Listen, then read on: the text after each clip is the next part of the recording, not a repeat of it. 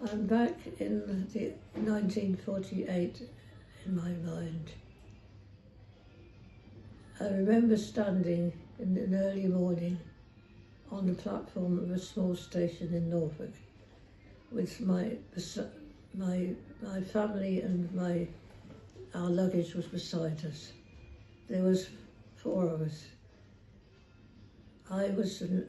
My eldest sister was about 15, I was 9, and my little sister was only about 3. And my mother was just I think 41. And we were waiting in the cold, and it was cold and dark as we waited for the first train of the day to come.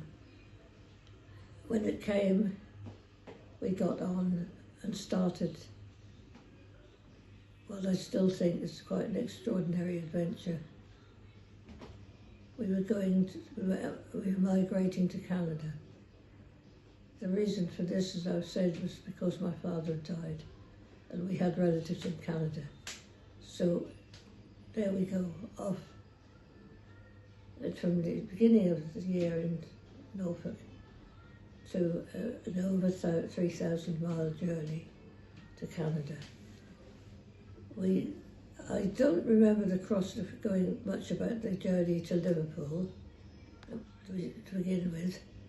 I have a vague memory of some rocky or industrial landscapes, but not much.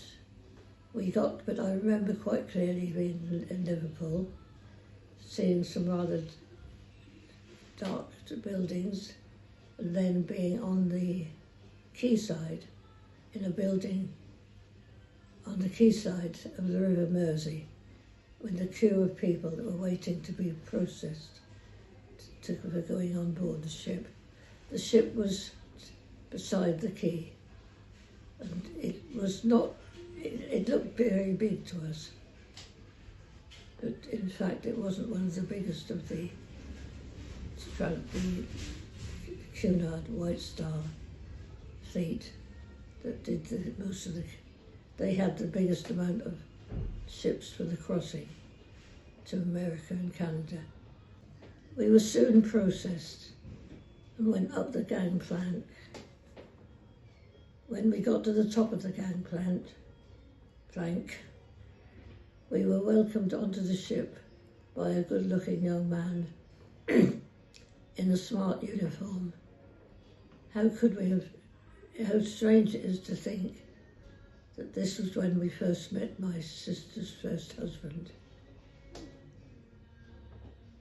He was one of the people that helped passengers when they got on the ship. And I don't know, we were on the lower deck. I had the name I think G12 or G20 comes into my head.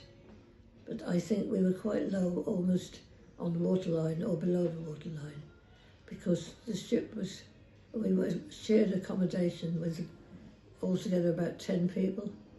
We were in bunk beds in a sort of cabin that was for more than one family probably, because I didn't explain it. The Ascania had been used as a troop ship during the war, and she was now being mainly used for people migrating to Canada.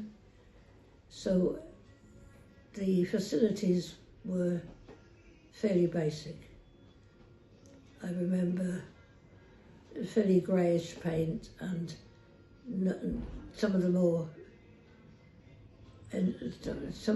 things that would be more in the way of entertainment, etc., weren't re-established. I remember, for instance, seeing a swimming pool that was covered up, and it said it was a fairly basic. Anyway, to go back to the family, when we left Liverpool and headed across towards the Atlantic, we hit a very violent storm in the Irish Sea, which is a very common place for that sort of thing. And my mother became seriously seasick, so bad that she couldn't leave her bunk. And in fact, she couldn't she had to stay in lying down for the rest of the voyage. So I don't know, there didn't seem to be any child caring facilities as far as I recall. So I think I just wandered around the ship on my own a good deal of the time. And I have a vague memory that once, occasionally, I might have been holding a small 3-year-old hand as well. But I'm not sure whether my sister ever left her or not. Perhaps I'm imagining that. She probably stayed with my mother. Anyway, at night I used to hang around on the decks sometimes. Not late at night, but sometimes in the evening. I'd hang around on the deck and hide behind things like lifeboats, stands, or some sort of furniture that's on deck. I'd hide behind places like that and watch my sister, who was being chatted up by some of the young officers on the ship, and who was enjoying talking to them. Nothing dodgy happened, nothing, but she did like talking to boys, so I used to watch her from a distance and keep an eye on her. And then said, as we went across the second half of the voyage, we moved into the area which was in Arctic weather conditions. As we moved into the very icy area of icy conditions, and we found ourselves sailing through Titanic haunted waters. And sometimes we thought we saw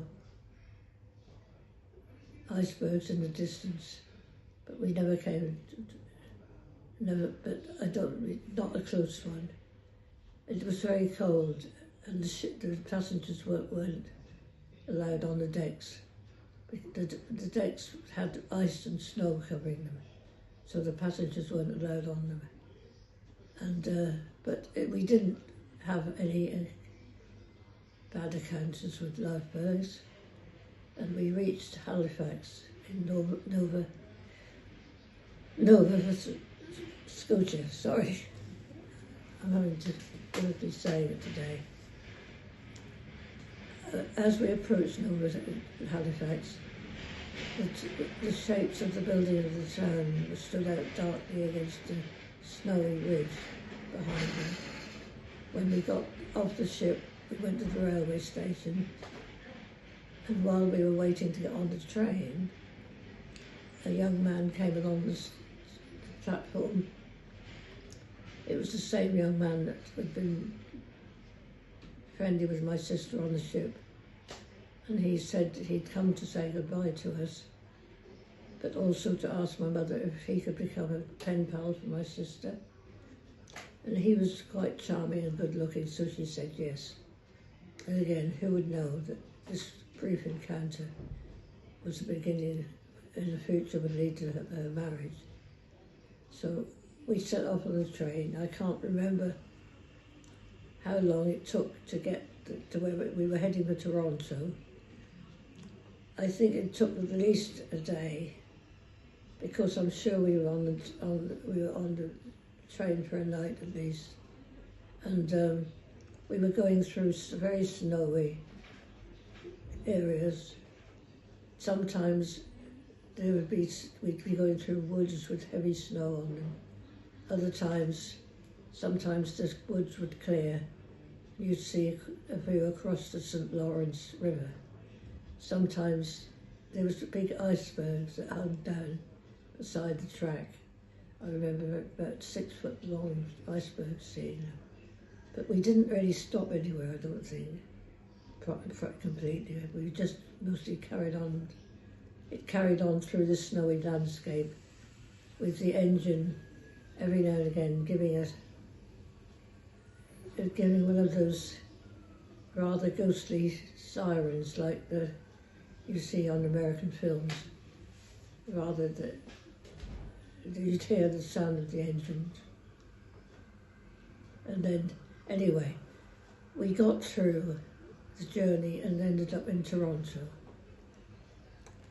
which and from Toronto, I think someone must have picked us up. I don't know now, but presumably our relatives must have made contact, and we were taken. We reached our destination, which was where my aunt lived, in a small village called Fonthill.